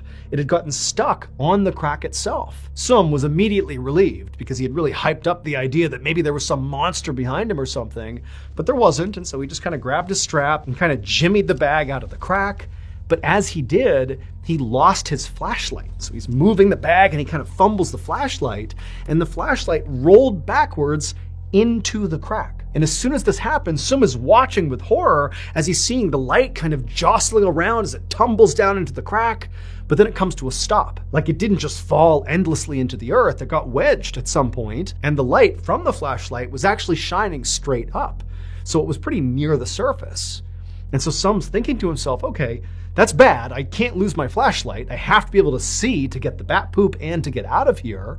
But let me just turn around and I'll reach into that horrible crack and I'll get my flashlight and everything will be okay. And so Sum carefully backed back down across the crack. And when he was looking straight down into the crack, he could see the flashlight. And it was wedged, pointing straight up, maybe 1.5 or 2 feet down. Now, Sum did not want to reach his arm into this crack for all the reasons he was scared of the crack. Like, he doesn't know what's down there, but he really needs his flashlight. And so Sum kind of backed himself up and mentally prepared himself and then reached into the crack and began blindly reaching down, hoping to grab this flashlight and yank it out as fast as he could. But as he reached, he couldn't quite get to the flashlight. And so he began turning and twisting his body and forcing his shoulder deeper and deeper until finally he could touch the flashlight. And then finally, right as he grabbed the flashlight, something happened. That night, Sum did not return to his farm. Now, his family was not actually that worried about it because it was not uncommon for Sum to go out on these guano foraging adventures and be gone for, a couple days at a time. However, after another 2 days went by and still Sum had not returned, his family started to get worried. And so ultimately, Sum's brother decided to go out and look for him. Sum's brother had often collected guano with Sum in the past, and so he knew roughly where Sum liked to go, including Sum's favorite spot, that cave up in the mountain. And so when the brother went out looking for him, pretty quickly he found himself in that favorite spot. Now, Sum's brother was about the same size as Sum, and so he too could navigate this very tight tunnel. And so that's what he did. He got down on his stomach, he had his flashlight out, and he yelled into the cave for Sum, but there was no answer. And so he eventually made his way to that first cavern. He didn't find Sum. He kept going, and right as he was about to hit that second cavern, as he shined his light ahead, he saw there was a bag on the ground. And it was his brother's guano bag. And so he knew his brother had to have come here, and he began yelling out for his brother, but there was no answer. And then right as the brother paused for a second just to listen, he heard a faint cry, a human cry. And he called out, like, "Is that you, Sum?" And again, he heard another cry. But he's looking around and he can't see Sum anywhere. And so the brother just continues shimmying his way towards that second cavern. And right as he begins to cross over that crack, he hears the cry again, and it's coming from right below him. It's coming from the crack. And the brother takes his flashlight and shines it straight down into that crack. And there, in the crack, was Sum. He was wedged all the way inside of the crack. It would turn out, a few days earlier, when Sum was in this cave reaching for his flashlight, he couldn't quite get his fingers around the flashlight. And so he kept turning his body more and more until his body was parallel with the crack itself. And then finally, right as he's leaning down and he gets his hands on the flashlight, he rolled and fell into the crack. His whole body basically perfectly fit into the crack, and down he went several feet where he wedged into the crack. And then once he was wedged down there, there was nowhere to go. He was absolutely trapped. And so Sum laid in this crack for days, having no expectation he was going to get out. He was totally wedged, no food, no water. He was going to die, and he knew it. In fact, he actively wished he had a knife on hand so he could take his own life. But luckily for Sum, his brother would find him, his brother would go and get help, and on the 4th day of Sum being trapped inside of this crack, rescuers were able to pull him out, and he would make a full recovery. On the morning of September 23rd, 1839, an experienced sailor named Captain Brighton stood on the deck of his ship, which was traveling through the Drake Passage, which is located right along the northern coast of Antarctica. He and his crew had sailed here because they were professional whalers, and they had heard there was this massive population of whales in the Drake Passage that basically were untouched by humanity because basically nobody sailed this far. This was a freezing cold, very austere part of the world, kind of a dangerous place to be. But so far, Captain Brighton and his crew had not seen a single whale. And on top of that, the Drake Passage had proven to be as dangerous as expected. Just the previous night, the ocean around the ship had literally frozen, basically anchoring the ship in place. And so when this happened, Captain Brighton realized there was nothing they could even do about this. I mean, they were stuck. And if this didn't break up soon, they'd be stuck here all winter potentially, and it was unclear if they could actually survive that. But fortunately, also the previous night, this massive storm rolled in, which, that's dangerous in and of itself. But the severity of the storm was actually a good thing because it broke up the ice around the ship and allowed Captain Brighton to sail away. And so now, that morning, the ocean was again, liquid, so they were able to move around. But Captain Brighton had a very difficult decision to make. Again, so far they have not caught any whales, and they've invested a lot of time and money to get out here. But, if he stayed out here much longer, he knew they could potentially get stranded again, and he just couldn't let that happen. And so he needed to decide if he was going to keep on sailing further into the Drake Passage to maybe find a couple whales, or leave now before it was too late. But as Captain Brighton weighed his options, he suddenly noticed something over the horizon. There was this dark shape. And at first, he actually thought he was hallucinating, because really, there's nothing else out here. It's just him and ocean and ice. That was it. But as he continued to stare in the direction of this dark object, which was actually getting closer to him, he realized it was a real thing, and in fact, it was another ship, which was really surprising, because again, nobody really comes out here. And so his instincts were, okay, this has got to be a rival whale ship. I mean, that's the only other people who would come out here. But as he continued to stare at the ship, as it got closer, he realized it was not a whale ship. It was actually a schooner, which is a ship designed for traveling. But as Captain Brighton stared at the schooner that was getting closer and closer, he saw it was in pretty rough shape. I mean, the hull and the sails were very tattered. I mean, there was something off about the ship. But Captain Brighton was thinking, hey, I know you can get trapped in the ice out here. It happened to them the night before. Maybe this crew has gotten trapped in the ice. They've been stuck out here for who knows how long. They could be in pretty rough shape. And Captain Brighton knew they actually did have, at least at that moment, quite a bit of supplies, at least some to spare. And so he called out to his men to ready a dinghy and get some supplies because they were going to go over to this schooner and basically offer up some extra supplies and also check in on them and make sure they were okay. And so once the supplies were packaged up and put on the dinghy, Captain Brighton, along with 4 other men, hopped in the dinghy and they began paddling over to the schooner. And as they got closer, the waves were pretty bad. And so they're kind of jostling around and, the ship itself, the schooner is also moving. And so that's moving up and down. But, periodically as they got closer, they'd be able to look into the portholes, which are like windows on the side of the schooner. And Captain Brighton could clearly see there were people inside of the schooner. He called out a few times, but it was windy and sort of loud. And he couldn't really tell if any of them heard him or if anybody called back. And so eventually, Captain Brighton and his crew, they got to the side of the schooner and they just climbed up the ladder and boarded the ship. And once they were on the ship, once they were on the deck of the schooner, they're looking around and everything was in working order, albeit sort of tattered and in rough shape. But the weird thing is nobody was out on deck. They had seen people in the portholes, which was inside the ship, but there was nobody above deck.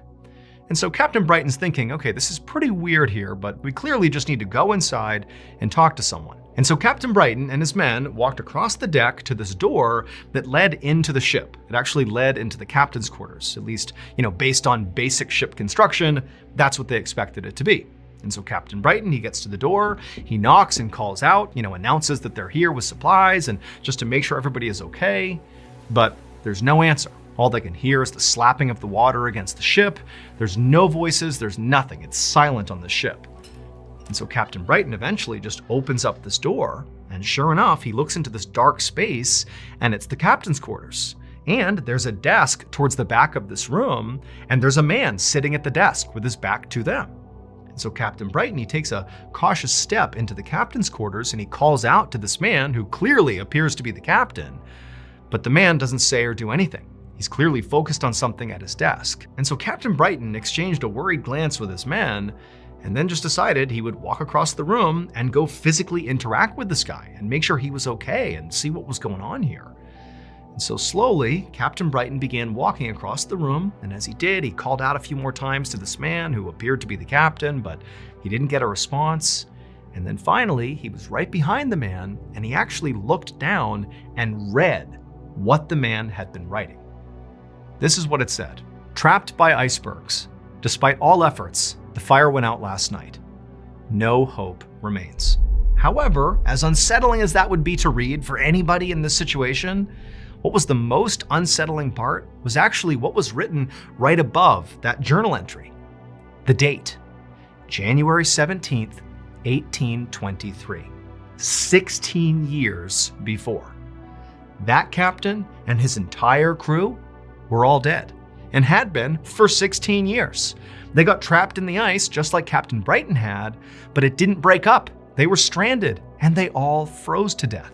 And because it was so cold out in that part of the world, all their bodies were basically preserved in their final moments. And so the captain of the ship, before he died, was making an entry to say what happened. And then down below, when Captain Brighton and his men went to go look, they found people playing cards who had literally frozen to death while playing cards. They found a woman lying in her bed with her dog. That's how they froze to death. They found people in the dining hall and they died right where they were sitting. It was like all these people had been frozen in time for nearly 2 decades, just floating around in Drake's Passage.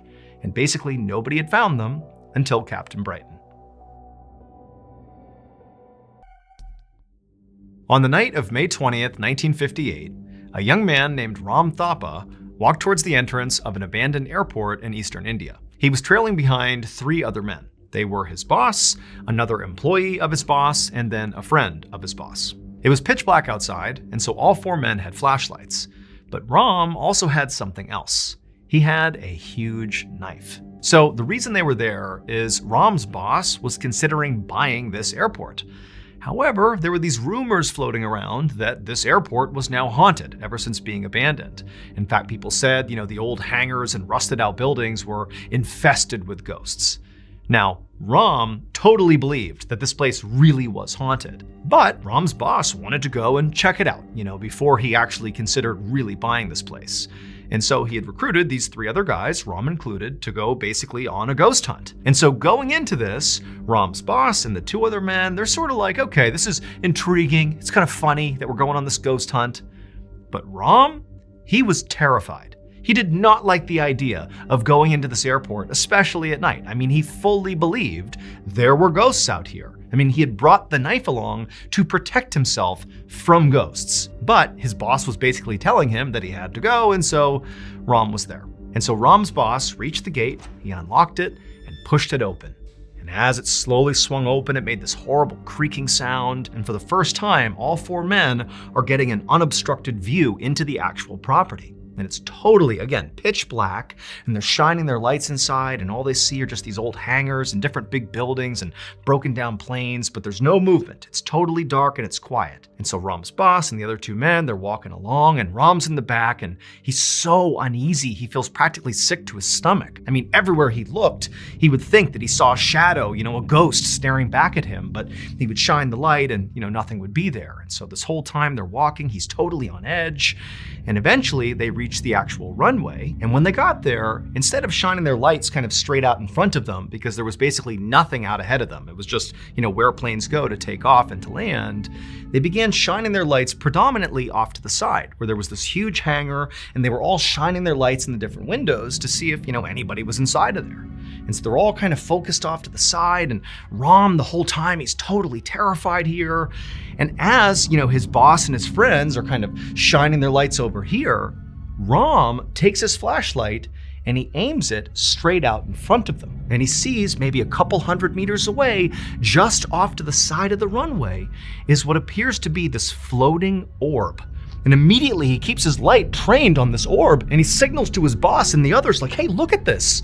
And they all turn, and they're kind of like, joking around, and they shine their light, and they also see it. They see this floating orb. It made no sense. They noticed that there was not just this orb of light, but there was something below the orb of light, like on the ground. Something was moving, this grayish figure, or multiple figures were kind of like moving around right beneath this orb. But before any of them could say or do anything or react really in any way to whatever it was they were looking at, the dark figures right below the orb, as they're being illuminated by all their flashlights, it was like all of a sudden, whatever they were, they turned, and all these eyes glinted and looked directly back at Ram and his colleagues. And it was like something inside of Ram just clicked. He was so scared. He'd been terrified from the moment they got here, and the whole time he had been so primed to protect himself if he had to with this knife. And it was like when he saw these eyes, he didn't have any idea what they were, but he knew they were evil, and if he didn't act, they were doomed. And so, without saying anything to his boss or the other two men, with knife in hand, Ram took off running towards the figures. A few hours later, Ram and his colleagues were no longer at the airport. Instead, they were at the police station, and Ram was in handcuffs. It would turn out those figures that they spotted that Ram went to go confront with his knife were not actually ghosts. Instead, they were 3 women who had come onto the airfield as well, but just to pick flowers. That orb of light that the men had seen was just their lantern. Ram had been so convinced they were ghosts that he had taken off and attacked them with his knife, believing he was not only protecting himself, but protecting his boss and the other 2 men. However, he had been wrong. These were just women, and he killed one of them and severely wounded the other 2. And so ultimately, he was charged with murder and assault. However, when he went on trial, he was actually acquitted of all charges because the jury genuinely believed that Ram actually thought he was attacking ghosts, not people.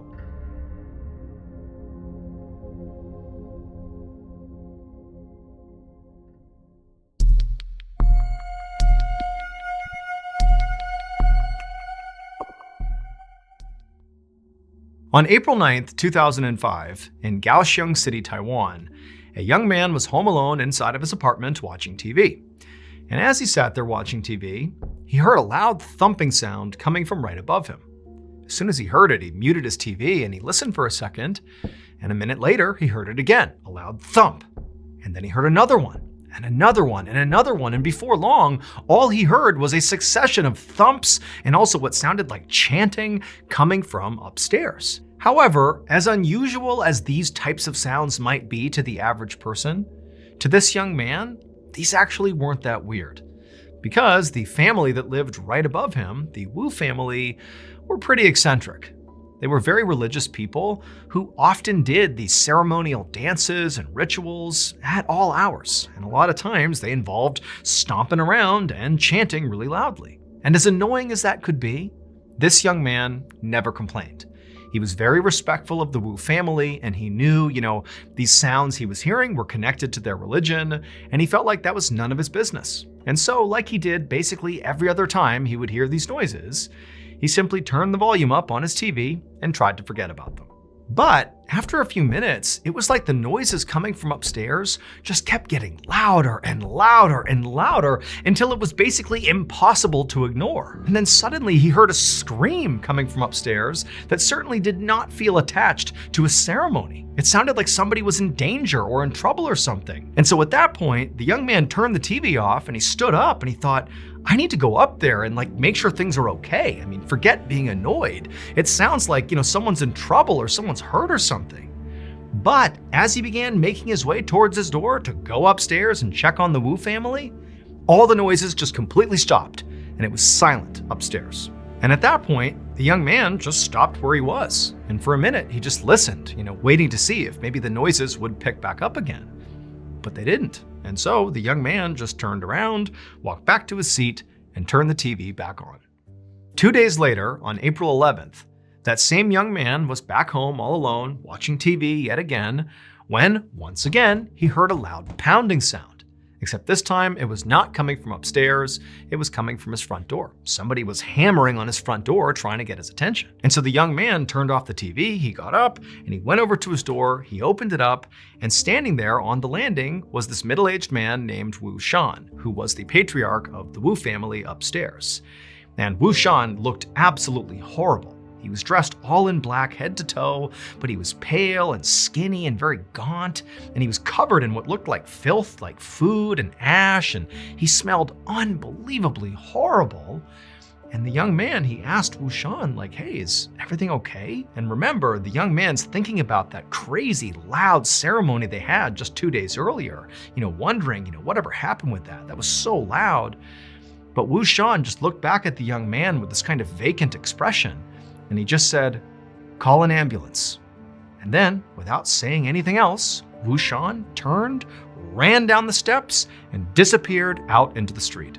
And so at this point, the young man is left just standing there having no idea what to think. I mean, Wu Shan did not look well and he's now run away. And again, this young man is thinking about that bizarre ritual he overheard a couple of days ago that just kind of stopped abruptly after screams were heard. Now he's being told to call an ambulance. And so he's thinking, I better go upstairs and make sure things are okay before I do anything else. And so the young man left his apartment, went upstairs to the Wu family's apartment, and the door was shut. But even standing outside the door, he began to smell that same absolutely horrible smell that he smelled on Wu Shan. And so he knocks on the Wu family's door, he's kind of covering his nose, but he doesn't get a response, nobody comes to the door. And so after looking around, he just tried the doorknob and he found it was unlocked. And so, pretty apprehensively, but knowing he needed to see what was going on here, he opened up the door and right away he's hit with another wave of just this disgusting smell. He can barely breathe, but nonetheless, he steps into the house and he calls out to anybody, anyone come over here and tell me what's going on. But nobody called back. And he kind of looked around the family's apartment and it was totally filthy. There was just this grime all over everything. And he made his way all the way into the living room.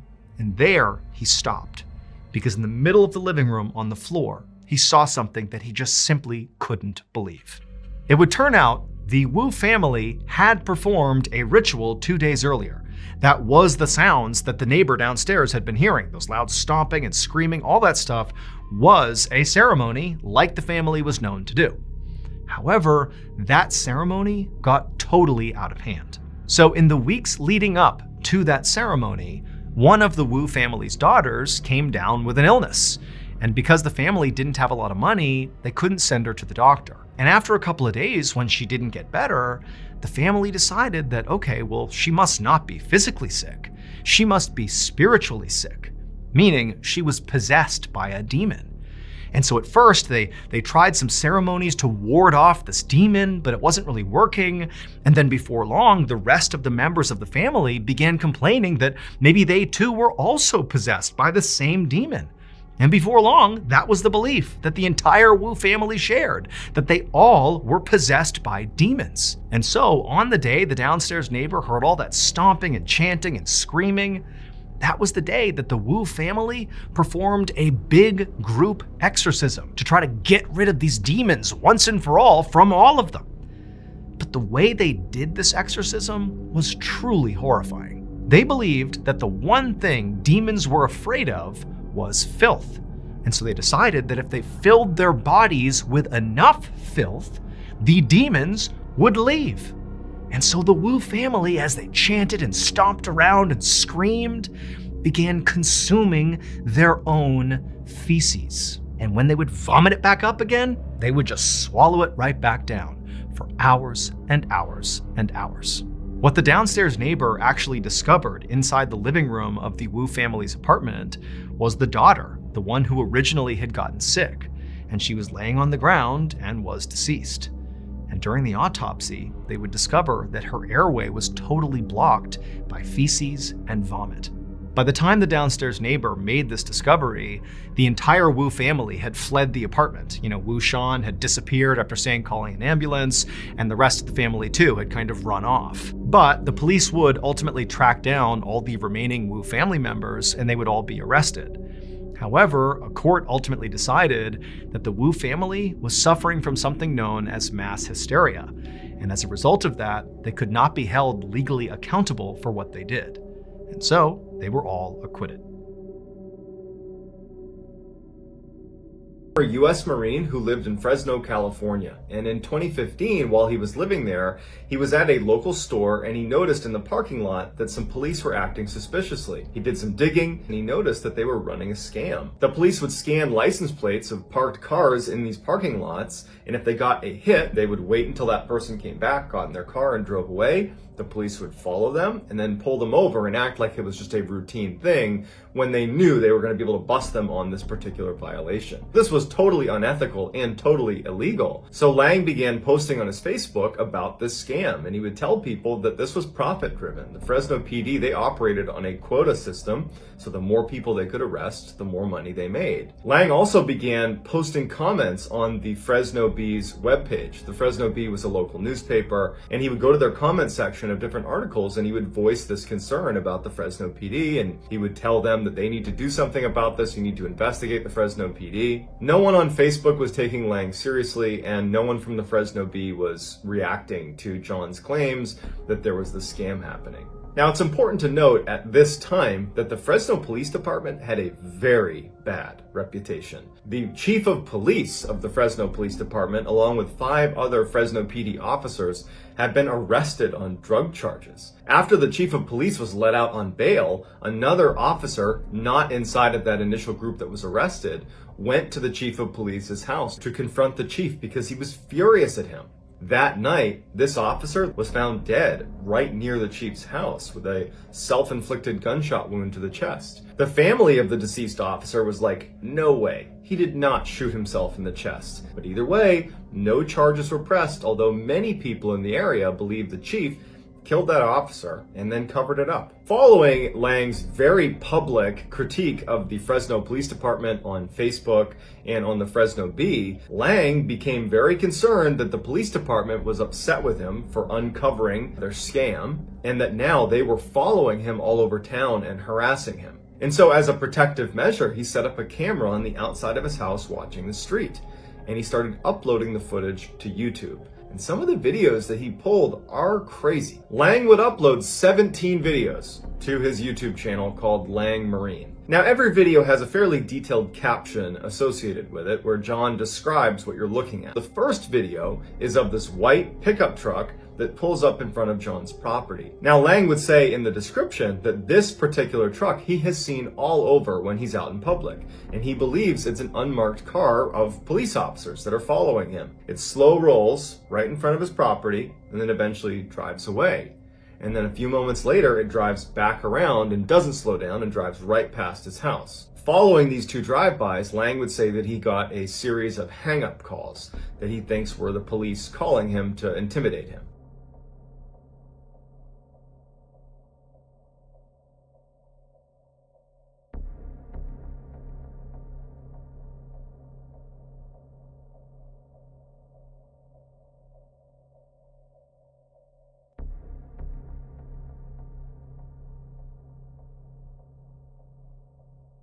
In the next video, you see a man walking his dog and stopping right in front of John's property. John has a dog, and his dog runs up to the fence, and the 2 dogs start smelling each other, and at some point, the guy with the dog walks off. Lang believes that that was a plainclothes police officer that was conditioning Lang's dog to not attack him if he were to come into the property. Lang is suggesting that the Fresno police are preparing to assault his property.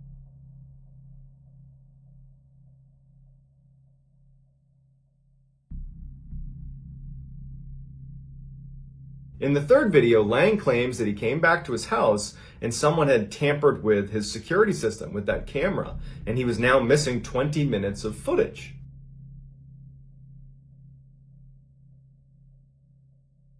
The fourth video he uploads is by far the most well-known of any of the uploads, and it shows a minivan pull up right in front of his house on the other side of the street. They slide open the door, and out pops this guy with some very high-tech camera equipment that Lang claims is a thermal imaging camera, and that they were scanning his house to see if he was home or not. Now, whether or not this was actually plainclothes police with a thermal imager or not, if it was my house and I saw someone across the street with that piece of equipment, I'd have some questions about what are you doing here? And apparently John felt just as concerned as I would have been, because at this point, he files an official complaint against the Fresno PD to their internal affairs. Lang claims that following that formal complaint, things only got worse. He believes that internal affairs gave that complaint to the rest of the police department, and that further upset them and made them target him even more aggressively.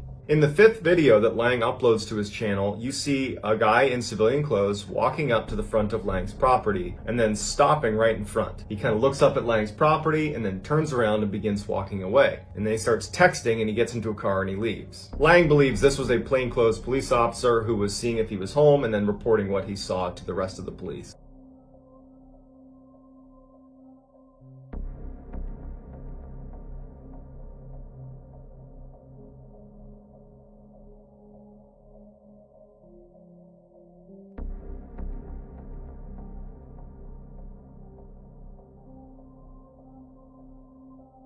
In the sixth video, Lang claims that police cruisers were driving up and down his street at 2 a.m. to try to wake him up with their sirens on.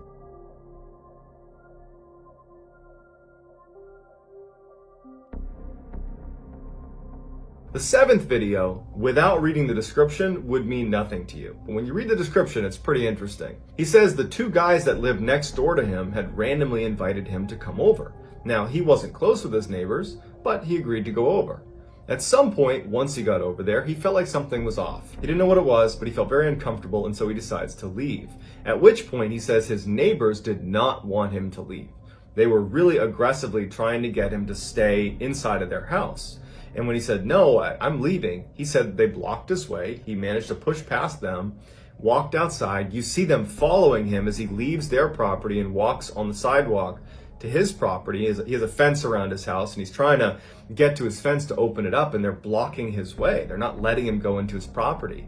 And when finally he kind of pushes past them to go inside, they start yelling his name. And Lang would say that he thinks they were working with the police and they had pulled him away from his house so the police could go into Lang's house. And that when Lang was going back into his property, when they were yelling his name, that was to alert the police that he was coming back into the house. When Lang did go up to his house, he saw that the front door lock had been tampered with, and then when he went inside, his computer and his printer also appeared to have been tampered with. Now, this is only what Lang is saying. There is no proof that any of that happened, but that is the context for that video.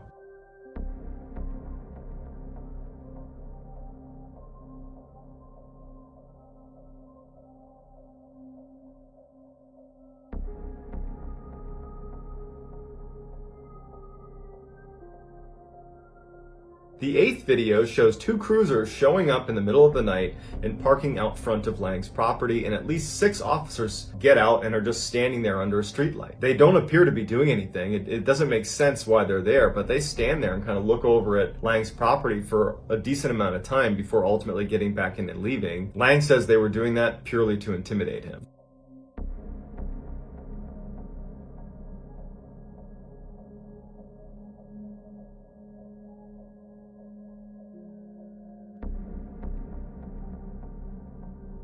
Videos 9 through 16 are fairly unremarkable, but there is one video where very clearly someone walks right up to Lang's truck and tries to break into it. It's not subtle, and Lang believes this was a plainclothes police officer.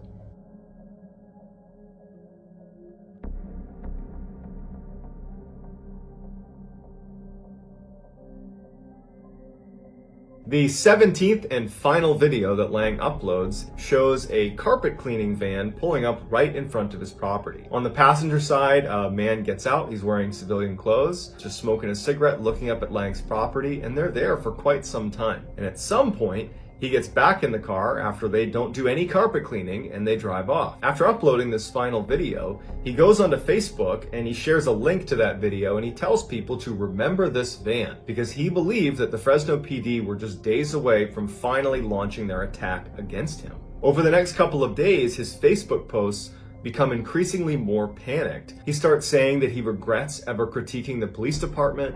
He says that any moment they're going to come into his house and kill him. Then finally, in one of his last posts to Facebook, he asks his friends, will someone come stay with me? I'm scared for my life. And while his friends were concerned, no one took him that seriously, and so no one stayed with him. That weekend, John Lang was found dead inside of his house that had been set on fire. When the fire department showed up to try to put the fire out, the door was barricaded shut, and when the coroner did his first initial report on the body, he said that Lang had stab wounds all over his chest and his back, but had ultimately died of asphyxiation. That initial report had been given to some of the journalists that were reporting on the story, and so they tweeted about it.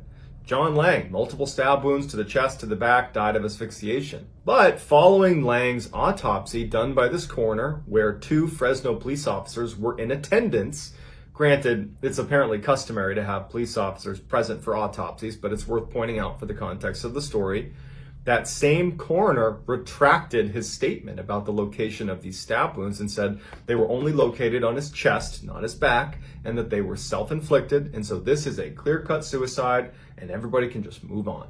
And so they did. No charges were pressed against the Fresno PD, and this was ruled a suicide.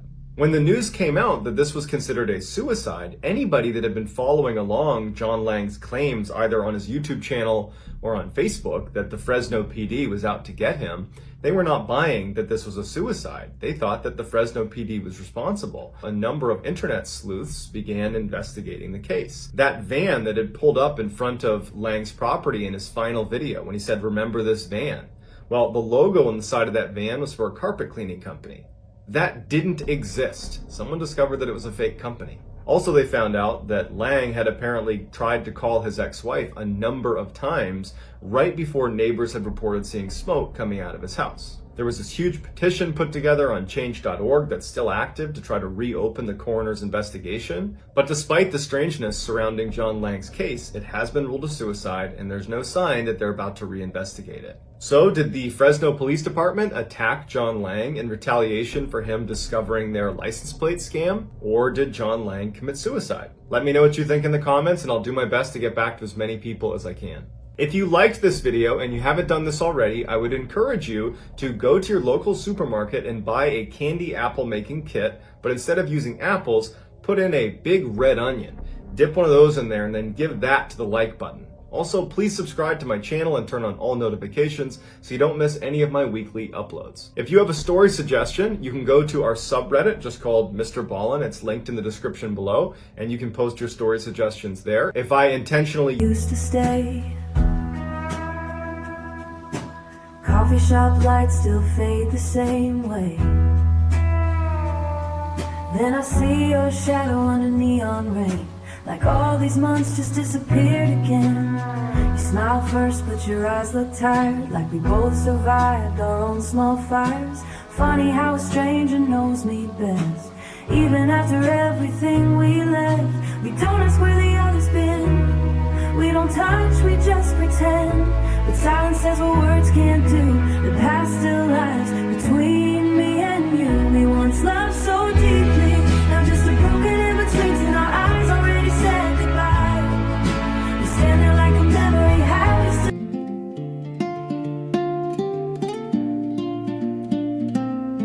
Where the silver winds curl through the pines, and the valley hums with forgotten lines.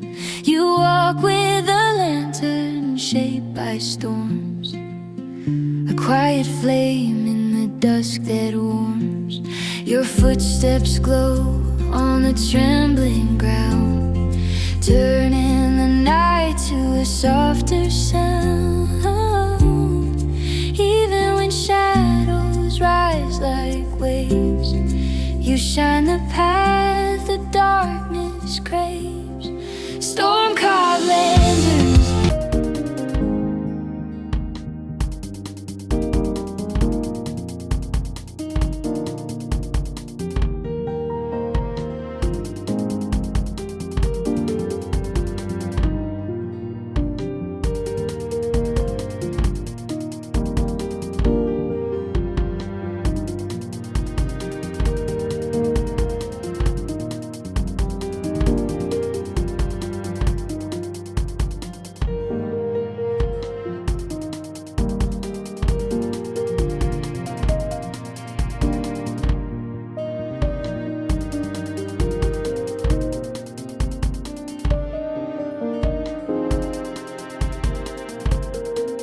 use one of your story suggestions, I will certainly credit you. If you want to get in touch with me, you can direct message me on Instagram. My handle is JohnBallen416. I'm also very active on TikTok, where my handle is MrBallen. So whether I see you on Reddit, Instagram, TikTok, or here on YouTube, or some combination of those, I'm just very